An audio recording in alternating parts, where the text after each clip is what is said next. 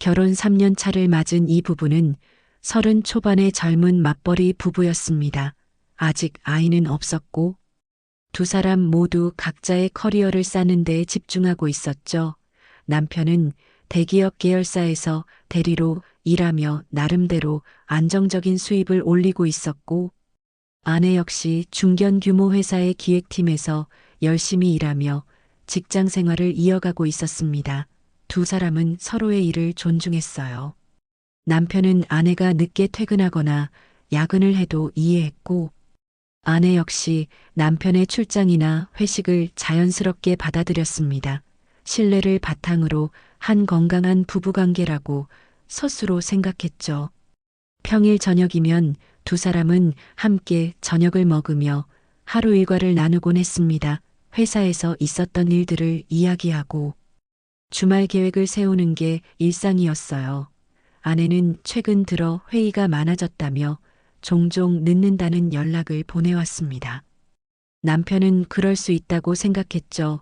기획팀이라는 부서 특성상 프로젝트가 많고 회의도 잦을 거라는 걸 알고 있었거든요. 아내가 힘들어하면 격려해주고 피곤해하면 마사지를 해주며 배려했습니다. 결혼 3년이 지났지만 여전히 서로를 아끼는 마음은 변하지 않았어요. 주변 친구들은 이 부부를 보며 부러워했습니다. 서로 존중하고 이해하는 모습이 보기 좋다고 말이죠. 어느 목요일 저녁 남편은 평소보다 일찍 퇴근해서 집에 돌아왔습니다. 오늘은 아내와 함께 저녁을 먹을 생각이었어요. 냉장고에 있는 재료로 간단하게 파스타를 만들 계획이었죠. 그런데 6시쯤 아내에게서 문자가 왔습니다. 회의가 예상보다 길어질 것 같다는 내용이었어요. 남편은 이해한다며 답장을 보냈습니다. 그러고는 혼자 저녁을 먹기로 하고 간단하게 라면을 끓였죠. 저녁을 먹으며 텔레비전을 보고 있을 때 아내에게서 또 한 번 문자가 왔습니다. 아직도 회의 중이라는 내용과 함께 사진 한 장이 첨부되어 있었어요. 남편은 별 생각 없이 사진을 열어봤습니다. 사진 속에는 회의실로 보이는 공간이 담겨 있었습니다. 테이블 위에는 노트북과 서류들이 놓여 있었고 배경으로 유리 파티션이 보였어요. 전형적인 회사 회의실 풍경이었죠. 남편은 수고한다는 답장을 보내려다가 문득 사진을 다시 한번 자세히 들여다봤습니다. 화면을 확대해서 보니 이상한 점이 눈에 들어왔어요. 회의실 한편에 있는 장식용 거울에 뭔가가 비쳐 있었습니다. 처음엔 그냥 지나칠 뻔했지만 자세히 보니 사람의 모습이 희미하게 보였죠. 남편은 화면을 더 확대했습니다. 거울 속에는 아내의 모습이 있었고 바로 옆에 지나치게 가까운 거리에서 한 남자가 서 있는 게 보였어요. 남편은 순간 이상하다는 생각이 들었습니다. 회의 중이라면 여러 사람이 테이블에 둘러앉아 있어야 하는데 거울에 비친 모습은 둘만 서 있는 것처럼 보였거든요. 게다가 그 거리감도 묘했습니다. 업무상 대화를 나누기엔 너무 가까워 보였어요. 남편은 혹시 착각일 수도 있다고 생각하며 사진을 다시 한번 확인했습니다. 하지만 볼수록 이상했죠. 회의실이 맞긴 한데 뭔가 석연치 않은 분위기였습니다. 남편은 그 남자의 얼굴을 유심히 살펴봤어요. 어디선가 본 듯한 얼굴이었습니다. 한참을 생각하다 문득 기억이 났죠. 작년 회식 자리에서 스쳐 지나가며 인사했던 아내 회사 동료였어요. 그때 아내가 소개해줬던 기억이 났습니다. 같은 부서는 아니지만 프로젝트를 함께 하는 협력부서 직원이라고 했었죠. 남편은 그때는 별 생각 없이 가볍게 인사만 나눴었습니다. 그런데 지금 이 사진 속에서 아내와 단둘이 있는 모습을 보니 왠지 모르게 불편한 감정이 들었어요. 남편은 아내에게 회의 언제 끝나냐고 물어보는 문자를 보냈습니다. 아내는 1시간쯤 더 걸릴 것 같다고 답했어요. 남편은 알겠다고 답장하고 소파에 앉아 계속 그 사진만 들여다봤습니다. 거울에 비친 두 사람의 모습이 자꾸만 신경 쓰였죠. 혹시 내가 예민하게 반응하는 건 아닐까 하는 생각도 들었습니다. 하지만 마음 한편의 불편함은 쉽게 가라앉지 않았어요. 남편은 그날 밤 잠을 제대로 이루지 못했습니다. 침대에 누워서도 계속 그 사진이 머릿속을 맴돌았어요. 아내는 10시쯤 집에 돌아와서 피곤하다며 바로 샤워를 하고 잠자리에 들었죠. 남편은 아내에게 회의 어땠냐고 가볍게 물어봤습니다. 아내는 프로젝트 관련 회의였는데 생각보다 길어졌다고 답했어요. 특별히 이상한 점은 없었습니다. 평소와 다름없는 대답이었죠. 남편은 더 이상 묻지 않았습니다. 하지만 마음속 의문은 사라지지 않았어요. 다음 날 아침 출근 준비를 하며 남편은 어젯밤 사진을 다시 한번 확인해 봤습니다. 사진을 확대해서 거울 부분을 집중적으로 살펴봤어요. 아내와 그 남자 동료가 서 있는 거리는 명백히 가까웠습니다. 회의 중이라면 보통 테이블을 사이에 두고 앉아 있거나 최소한 적당한 거리를 유지하는 게 자연스럽죠. 그런데 사진 속 두 사람은 마치 개인적인 대화를 나누는 것처럼 가까이 붙어 서 있었어요. 남편은 혹시 단순히 회의 중 잠깐 일어선 순간을 찍은 건 아닐까 하고 스스로를 설득해 보려 했습니다. 하지만 아무리 생각해도 뭔가 석연치 않았죠. 회의실 안에 다른 사람들의 모습은 전혀 보이지 않았거든요. 마치 둘만 있는 공간처럼 보였습니다. 출근 후에도 남편은 일에 집중할 수 없었습니다. 자꾸만 그 사진이 떠올랐어요. 점심시간이 되자 남편은 혼자 식당에 앉아 생각을 정리해 봤습니다. 아내가 거짓말을 할 이유가 있을까 하는 의문이 들었죠. 결혼 3년 동안 아내는 한 번도 의심스러운 행동을 한 적이 없었습니다. 늘 솔직했고 투명했어요. 회의가 있으면 회의라고 말했고, 야근이 있으면 야근이라고 했습니다. 그런데 왜 이번엔 이렇게 마음이 불편한 걸까요? 남편은 자신이 너무 예민하게 반응하는 건 아닌가 싶었습니다. 하지만 동시에 이 감정을 무시할 수도 없었어요. 그날 저녁 아내는 또다시 늦는다는 연락을 보내왔습니다. 이번에도 회의 때문이라고 했죠. 남편은 알겠다고 답장을 보냈지만 속으로는 궁금증이 커졌습니다. 정말 회의가 이렇게 자주 있는 걸까 하는 의문이었어요. 남편은 아내가 예전에 했던 말들을 떠올려 봤습니다. 최근 몇 주 동안 회의가 부쩍 많아졌다고 했었죠. 새로운 프로젝트가 시작되어서 그렇다고 설명했었습니다. 그때는 자연스럽게 받아들였는데 지금 다시 생각해 보니 뭔가 패턴이 보이는 것 같았어요. 회의는 주로 저녁 시간대에 있었고 끝나는 시간도 일정하지 않았습니다. 남편은 아내의 최근 일정을 머릿속으로 정리해 봤습니다. 지난주에도 목요일과 금요일에 늦었고 그 전주에도 수요일과 목요일에 늦게 들어왔었죠. 모두 회의 때문이라고 했었습니다. 일주일에 두세 번씩 저녁 회의가 있다는 게 조금 이상하다는 생각이 들었어요. 물론 바쁜 시기에는 그럴 수도 있습니다. 하지만 이렇게 몇 주째 계속되는 건 흔한 일은 아니었죠. 남편은 혹시 아내 회사에 큰 프로젝트라도 있는 건지 궁금해졌습니다.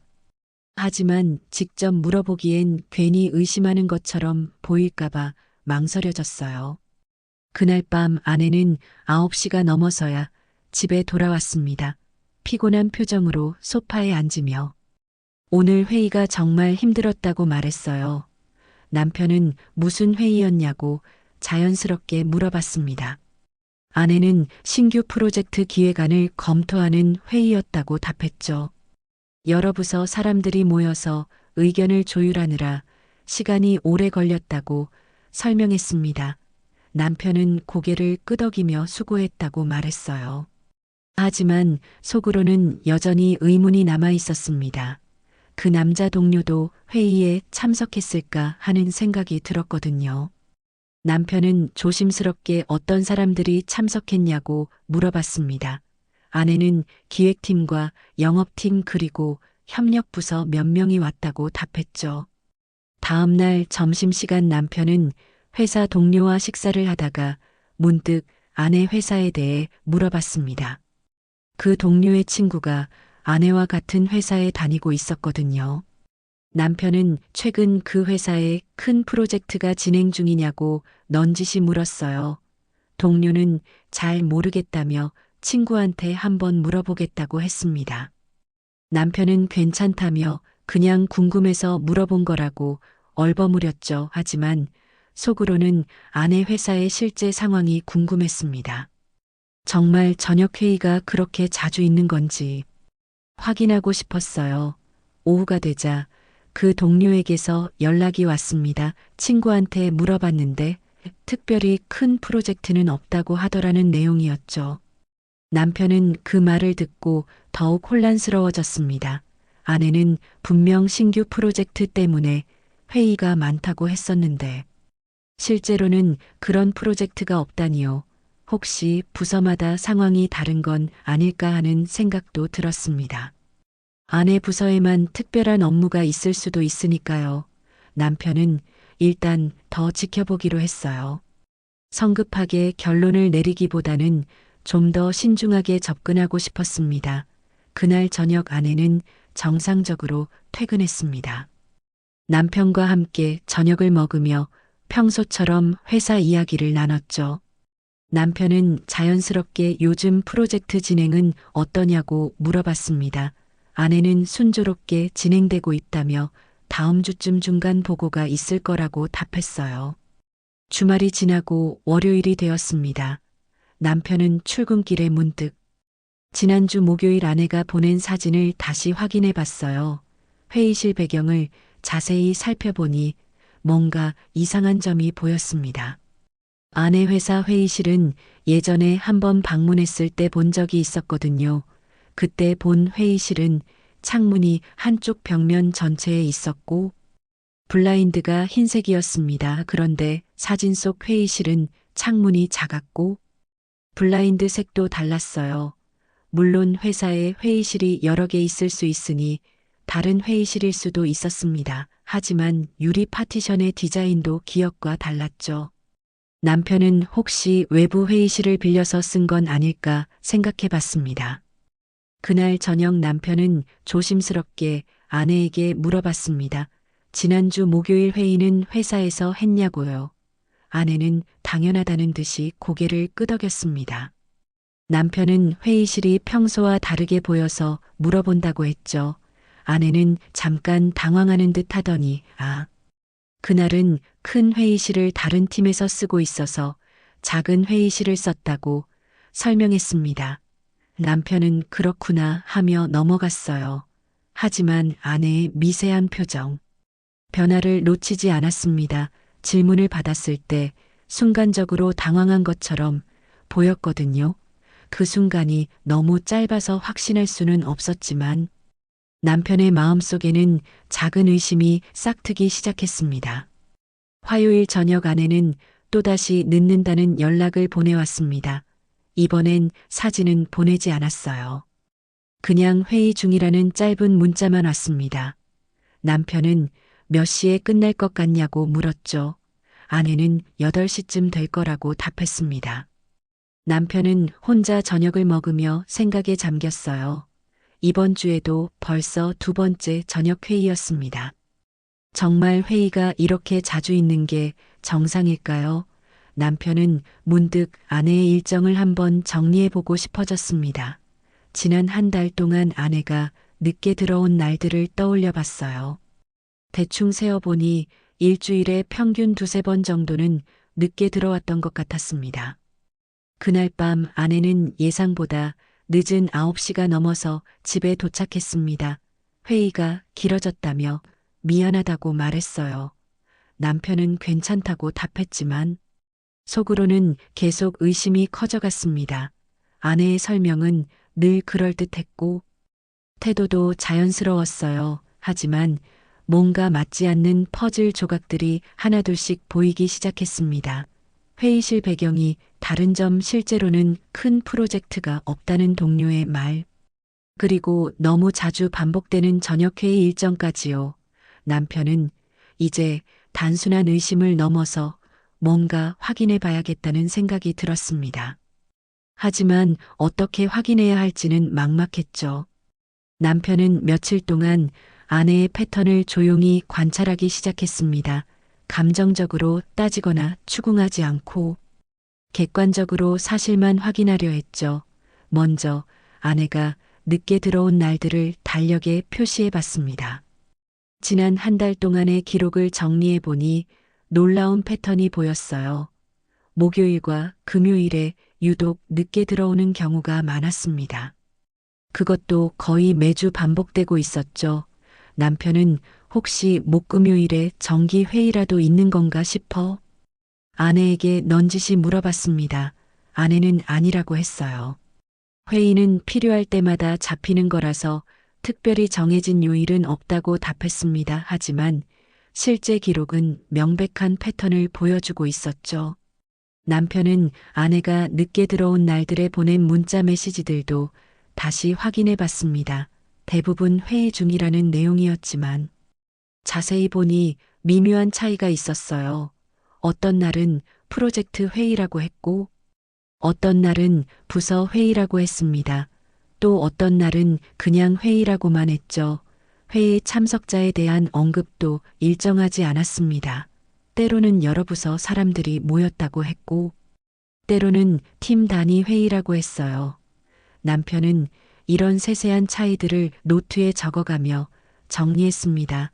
객관적인 기록으로 남겨두고 싶었거든요. 혹시 나중에 필요할 수도 있다는 생각이 들었습니다. 목요일 저녁 아내는 예상대로 또 늦는다는 연락을 보내왔습니다. 남편은 이번엔 조금 다르게 접근해 봤어요. 저녁 먹었냐고 물어본 거죠. 아내는 아직이라고 답했습니다. 남편은 그럼 회의 끝나고 근처에서 만나서 같이 저녁 먹자고 제안했어요. 아내는 잠시 답장이 없다가 오늘은 회의가 늦게까지 이어질 것 같아서 그냥 집에서 보자고 했습니다. 남편은 알겠다고 답했지만 속으로는 의문이 들었죠. 회의가 아무리 길어도 저녁은 먹어야 하는데 왜 함께 먹자는 제안을 거절했을까요? 혹시 다른 사람과 먹을 계획이 있는 건 아닐까 하는 생각이 스쳤습니다. 남편은 그날 저녁 일부러 아내 회사 근처를 지나가 봤습니다. 퇴근길에 조금 돌아가는 길이었지만 확인하고 싶었어요. 아내 회사 건물 주차장을 멀리서 바라봤습니다. 아내의 차가 아직 주차되어 있는지 보려고요. 하지만 거리가 멀어서 정확히 확인할 수는 없었죠. 남편은 차를 세우고 잠시 고민했습니다. 이렇게까지 해야 하나 싶었거든요. 하지만 동시에 이 의문을 풀지 않으면 계속 마음이 불편할 것 같았어요. 결국 남편은 회사 근처 카페에 차를 세우고 들어갔습니다. 창가 자리에 앉아서 회사 건물 방향을 바라봤죠. 혹시 아내가 나오는 모습을 볼 수 있을까 해서였습니다. 1시간쯤 지났을까 남편은 문득 자신의 행동이 우스워졌습니다. 이건 마치 탐정놀이 같았어요. 아내를 믿지 못하고 이렇게 지켜보고 있는 자신이 한심하게 느껴졌죠. 남편은 카페를 나와 집으로 향했습니다. 차를 운전하며 계속 생각했어요. 내가 너무 예민한 건 아닐까. 아내는 정말 회의 중일 텐데. 나 혼자 쓸데없는 의심을 하는 건 아닐까 하고요. 하지만 집에 도착해서도 마음은 편치 않았습니다. 거실 소파에 앉아 아내를 기다리며 또다시 그 사진들을 들여다봤죠. 거울에 비친 두 사람의 모습, 회의실 배경, 그리고 너무 가까운 거리감이 계속 마음에 걸렸습니다. 9시가 넘어 아내가 집에 돌아왔습니다. 피곤한 얼굴로 소파에 앉으며 오늘 회의가 정말 힘들었다고 말했어요. 남편은 저녁은 먹었냐고 물었습니다. 아내는 회의하면서 간단하게 샌드위치로 때웠다고 답했죠. 남편은 고개를 끄덕이며 수고했다고 말했습니다. 하지만 속으로는 또 하나의 의문이 생겼어요. 회의하면서 샌드위치를 먹었다면 누가 사온 걸까? 회사에서 준비해 준 걸까? 아니면 누군가 개인적으로 사온 걸까 하는 생각이었습니다. 남편은 이런 사소한 것까지 의심하는 자신이 싫었지만 멈출 수가 없었죠. 주말이 되었습니다. 남편은 집에서 밀린 집안일을 하며 시간을 보냈어요. 아내는 토요일 오전에 친구를 만나러 나갔다가 오후에 돌아왔습니다. 평범한 주말처럼 보였죠. 일요일 오후 남편은 서재에서 노트북으로 작업을 하고 있었습니다. 회사 업무를 정리하려던 참이었어요. 그런데 파일을 찾다가 우연히 클라우드 저장소에 접속하게 되었습니다. 남편과 아내는 가족 사진이나 중요한 서류를 공유하기 위해 같은 클라우드 계정을 함께 사용하고 있었거든요. 남편은 필요한 파일을 찾기 위해 폴더를 열어보다가 아내가 최근에 올린 사진 폴더를 발견했습니다.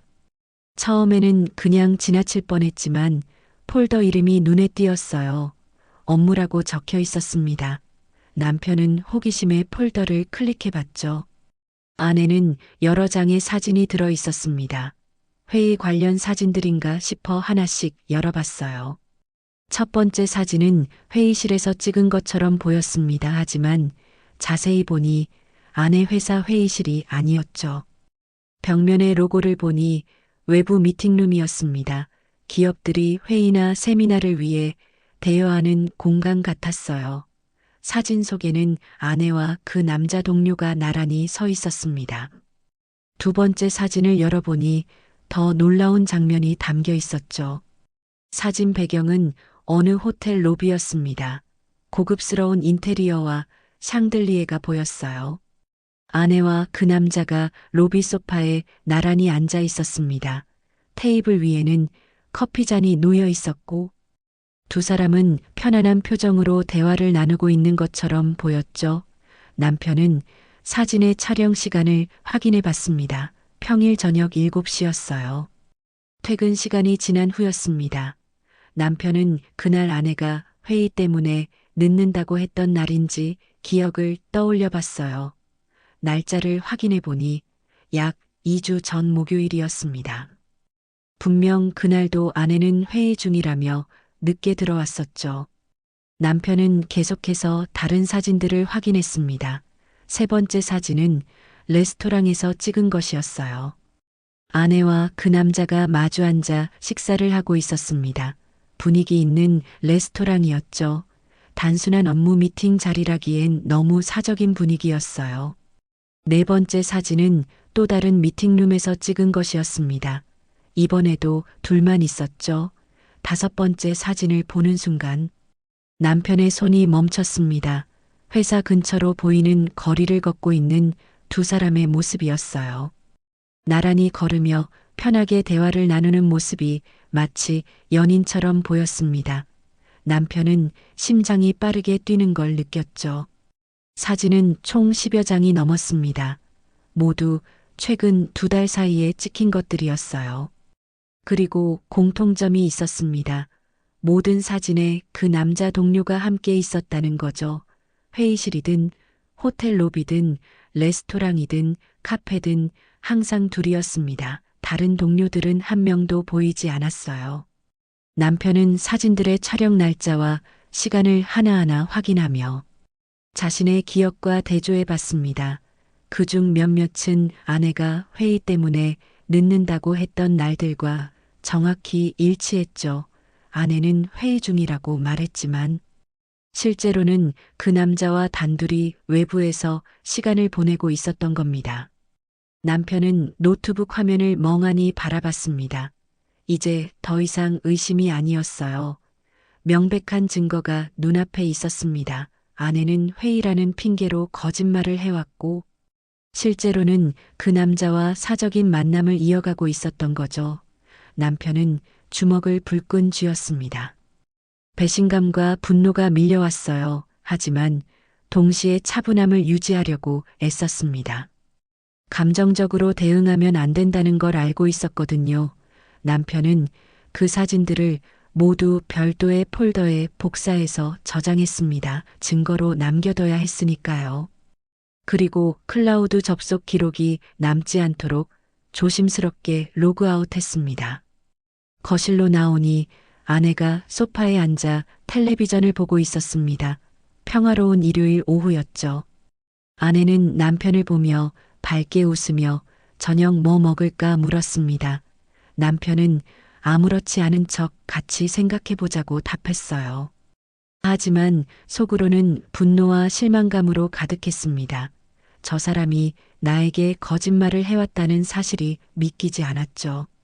결혼 3년 동안 쌓아온 신뢰가 한순간에 무너지는 느낌이었습니다. 남편은 이제 더 이상 참고 지켜볼 수만은 없다고 생각했어요. 남편은 다음 날부터 본격적으로 증거를 정리하기 시작했습니다. 클라우드에서 발견한 사진들을 시간 순으로 정렬하고 각 사진의 촬영 날짜와 아내가 늦게 들어온 날들을 대조해 봤어요. 패턴이 명확하게 드러났습니다. 아내가 회의 때문에 늦는다고 했던 날들 중 상당수가 실제로는 그 남자와 외부에서 만난 날들이었죠. 남편은 이 모든 자료를 문서로 만들어 정리했습니다. 날짜별로 아내의 말과 실제 행동이 어떻게 다른지 꼼꼼하게 기록했어요. 언젠가 필요할 때를 대비해서였습니다. 증거는 감정이 아닌 사실로 말해야 한다는 걸 알고 있었거든요. 며칠 후 남편은 법률 상담을 받기로 결심했습니다. 이혼까지 생각하는 건 아니었지만 만일의 경우를 대비해야겠다는 생각이 들었어요. 변호사 사무실을 방문해서 상황을 설명하고 준비한 증거들을 보여줬습니다. 변호사는 자료들을 검토한 후 배우자의 부정행위를 의심할 만한 정황이 충분하다고 말했죠. 다만 좀 더 결정적인 증거가 있으면 좋겠다고 조언했습니다. 예를 들어 두 사람이 친밀한 관계임을 명확히 보여주는 대화 내용이나 추가적인 증거 말이에요. 남편은 알겠다며 좀 더 지켜보겠다고 답했습니다. 상담을 마치고 나오며 남편은 복잡한 심정이었죠. 이 모든 게 현실이라는 사실이 아직도 믿기지 않았습니다. 그러던 어느 날 남편에게 뜻밖의 연락이 왔습니다. 아내 회사의 한 직원으로부터였어요. 그 직원은 자신을 아내와 같은 부서에서 일하는 동료라고 소개했습니다. 남편과 통화하고 싶은 게 있다며 조심스럽게 말을 꺼냈죠. 남편은 무슨 일인지 물었습니다. 직원은 잠시 망설이다가 아내와 다른 부서 직원 사이의 관계에 대해 말해줄 게 있다고 했어요. 남편은 심장이 철렁 내려앉는 걸 느꼈습니다. 결국 회사 내에서도 소문이 난 건가 싶었죠. 직원과 만나기로 약속을 잡았습니다. 회사 근처 조용한 카페에서 만나기로 했어요. 며칠 후 남편은 그 직원을 만났습니다. 30대 초반으로 보이는 여성 직원이었어요. 그녀는 조심스럽게 말을 시작했습니다. 최근 부서 내에서 아내와 협력, 부서 남자 직원에 대한 소문이 돌고 있다고 했죠. 두 사람이 업무 시간에 자주 외출하고 회의라는 명목으로 함께 시간을 보낸다는 얘기였습니다. 처음에는 단순히 업무상 협력하는 거라고 생각했대요.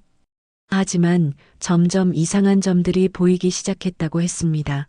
두 사람이 외근 보고를 할 때 실제로 방문했다고 한 장소와 다른 곳에 있었다는 목격담도 있었죠.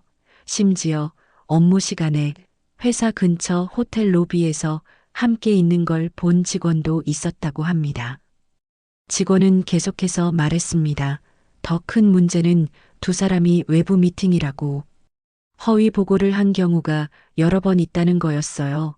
실제로는 거래처 미팅이 없었는데 있다고 보고하고 외출했다는 겁니다. 이건 단순한 사생활 문제가 아니라 회사 규정 위반이었죠. 업무 시간을 사적으로 사용한 것이니까요. 직원은 이미 몇몇 동료들이 이 문제를 인사팀에 제보했다고 말했습니다. 곧 내부 조사가 시작될 거라고요. 남편은 그 말을 듣고 충격을 받았습니다. 아내가 회사에서까지 이런 일을 벌였다니 믿기지 않았어요. 직원은 미안하다며 남편에게 미리 알려주는 게 맞다고 생각했다고 말했습니다. 며칠 후 정말로 아내 회사에서 내부 조사가 시작되었습니다. 인사팀에서 여러 직원들을 면담하며 사실관계를 확인했어요. 외근 보고 기록과 실제 행적을 대조하고 업무 시간 사용 내역을 점검했습니다. 조사 결과 아내와 그 남자 직원이 허위로 외근 보고를 한 사례가 5건 이상 확인되었죠. 실제로는 업무 미팅이 없었는데 있다고 보고하고 외출한 겁니다. 또한 회의 명목으로 외부 미팅룸을 회사 비용으로 대여한 기록도 발견되었어요. 하지만 실제 회의 내용이나 결과 보고는 없었습니다. 회사 입장에서는 공금을 사적으로 유용한 것으로 볼 수밖에 없었죠. 인사팀은 두 사람을 불러 사실 확인을 했습니다. 처음에는 업무상 필요에 의한 것이었다고 변명했지만 증거 앞에서는 할 말이 없었어요. 결국 두 사람의 부적절한 관계와 업무 시간 부정 사용이 인정되었습니다. 회사는 조직의 신뢰를 심각하게 훼손했다고 판단했죠. 징계위원회가 소집되었고 논의 끝에 두 사람 모두에게 해고 통보가 내려졌습니다. 아내는 그제야 사태의 심각성을 깨달았어요. 집으로 돌아와 남편에게 울먹이며 말했습니다. 회사에서 해고당했다고요. 남편은 아내의 말을 듣고도 아무런 감정 변화를 보이지 않았습니다. 이미 예상했던 일이었거든요. 회사 동료로부터 미리 들어서 알고 있었죠. 아내는 눈물을 흘리며 어떻게 하면 좋겠냐고 물었습니다. 남편은 차갑게 대답했어요. 그건 아내 스스로 해결해야 할 문제라고요. 아내는 남편의 냉담한 반응에 놀란 듯 했습니다. 평소 같으면 위로해주고 함께 해결책을 찾아줬을 텐데. 이번엔 달랐죠. 남편은 아내에게 물었습니다. 왜 해고당했는지 정확한 이유를 아느냐고요. 아내는 고개를 숙인 채 대답하지 못했습니다. 남편은 계속해서 말했죠. 회사에서 업무 시간을 부정하게 사용했다는 이유로 해고당한 거 맞느냐고 물었어요. 아내는 그제야 남편이 뭔가 알고 있다는 걸 눈치챈 듯 했습니다. 떨리는 목소리로 어떻게 알았냐고 물었죠. 남편은 대답 대신 노트북을 켜서 정리해둔 증거 자료를 보여줬습니다. 클라우드에서 발견한 사진들, 날짜별로 정리한 아내의 거짓말 기록, 그리고 회사 동료에게서 들은 이야기까지 모든 것을 차분하게 제시했어요. 아내는 화면을 보며 점점 창백해졌습니다. 변명할 여지가 없었거든요. 남편은 냉정하게 물었습니다. 회의 중이라고 했던 그 시간들에 실제로는 그 남자와 함께 있었던 거 맞냐고요. 아내는 한참을 침묵하다가 결국 고개를 끄덕였습니다. 남편은 아내에게 정확히 언제부터 그 남자와 그런 관계였는지 물었습니다. 아내는 울먹이며 대답했어요. 처음에는 정말 업무상 협력하는 사이였다고 했습니다. 프로젝트를 함께 진행하면서 자연스럽게 가까워졌다고요. 2달 전쯤부터 업무 이상의 감정이 생겼고 점점 자주 만나게 되었다고 했습니다. 하지만 육체적인 관계까지 간 건 아니라고 강조했죠. 그저 대화를 나누고 식사를 함께한 것뿐이라고 말했습니다. 남편은 비웃음을 흘렸어요. 그게 중요한 게 아니라고 했습니다. 거짓말로 남편을 속이고 다른 남자와 사적인 시간을 보낸 것 자체가 괘씸이라고 말했죠. 아내는 미안하다며 용서를 구했습니다. 실수였다고 다시는 그런 일 없을 거라고 애원했어요. 하지만 남편의 마음은 이미 돌아설 수 없는 곳까지 가 있었습니다. 신뢰는 한번 깨지면 다시 회복할 수 없다는 걸 알고 있었거든요.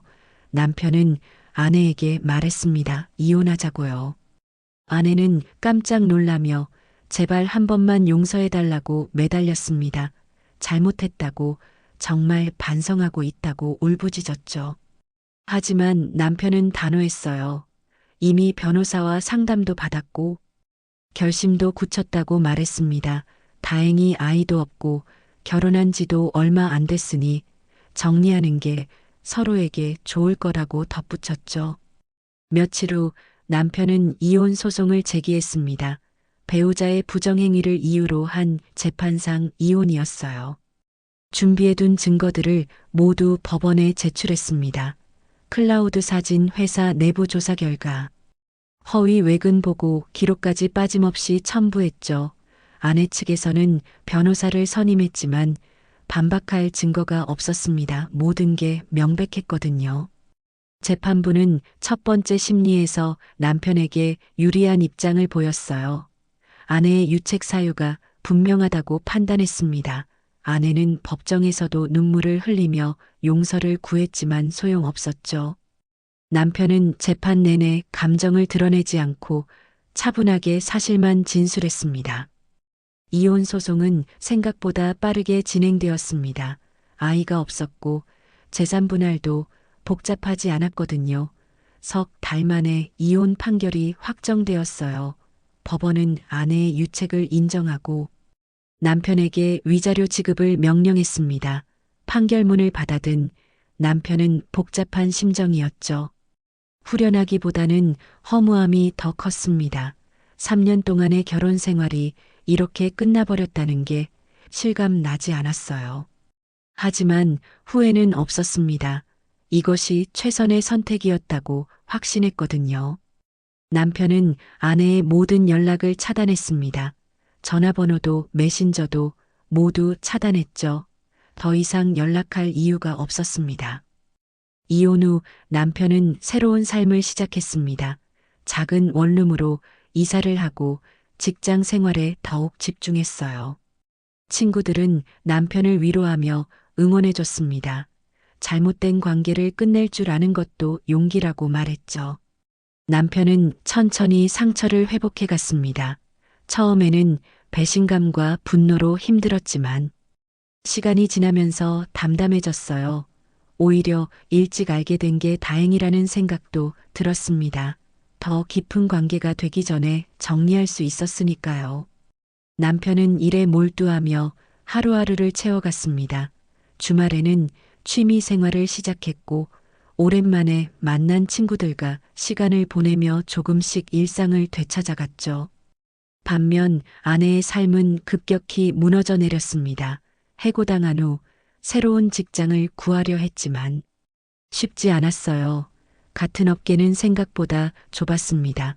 아내가 부정행위로 해고당했다는 소문이 이미 퍼져 있었죠. 면접을 보러 가면 어김없이 이전 직장 퇴사 사유를 물어봤습니다. 솔직하게 말할 수도 없고 거짓말을 하자니 나중에 들통날까봐 두려웠어요. 결국 몇 달 동안 취업에 실패했습니다.